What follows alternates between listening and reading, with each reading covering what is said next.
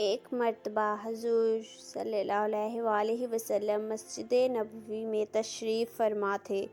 تمام صحابہ کرام آپ صلی اللہ علیہ وآلہ وسلم کے آس پاس موجود تھے۔ اتنے میں ایک نابینا شخص حضور صلی اللہ علیہ وآلہ وسلم کی خدمت میں حاضر ہوا اور عرض کرنے لگا، یا رسول اللہ صلی اللہ علیہ وآلہ وسلم،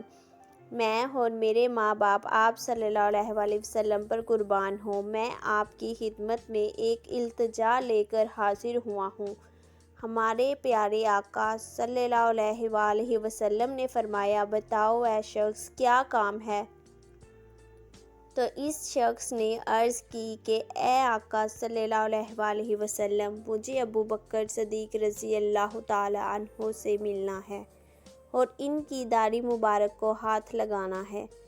آپ صلی اللہ علیہ وآلہ وسلم نے فرمایا، اے اللہ کے بندے، ابو بکر یہاں موجود ہے، اپنا ہاتھ آگے بڑھاؤ۔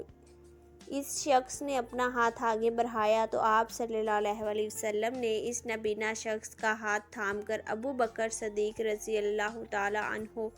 کے ہاتھ میں تھما دیا اور فرمانے لگے،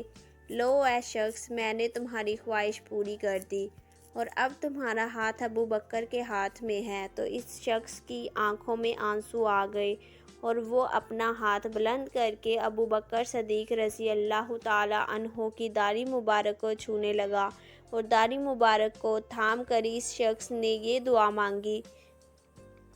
کہ اے اللہ، میں تو تیرا بہت گناہ گار بندہ ہوں، لیکن اس پاک محفل اور حضرت ابو بکر صدیق رضی اللہ تعالی عنہ کی داڑھی مبارک کے صدقے اے میرے پروردگار، مجھے میری بے نور آنکھوں میں نور واپس کر دے۔ اب اس شخص کے ہاتھ میں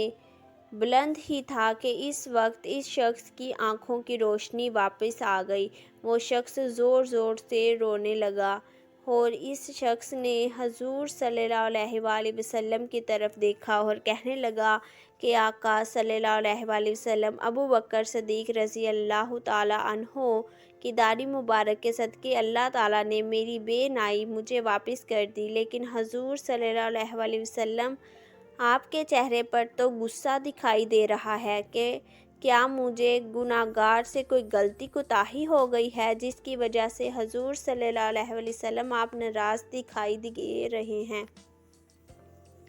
تو آپ صلی اللہ علیہ وآلہ وسلم نے فرمایا کہ اے شخص، یہ واقعہ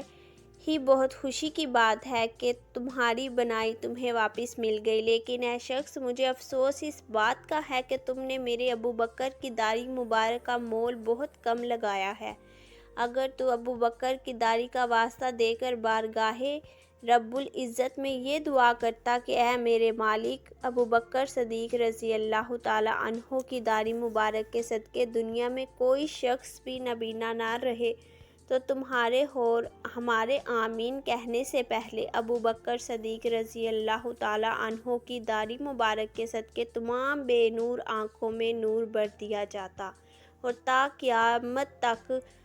کوئی بھی شخص نابینا نہ رہتا۔ سبحان اللہ! واہ کیا شان ابو بکر صدیق رضی اللہ تعالی عنہ کی کہ جن کی لاج اللہ پاک بھی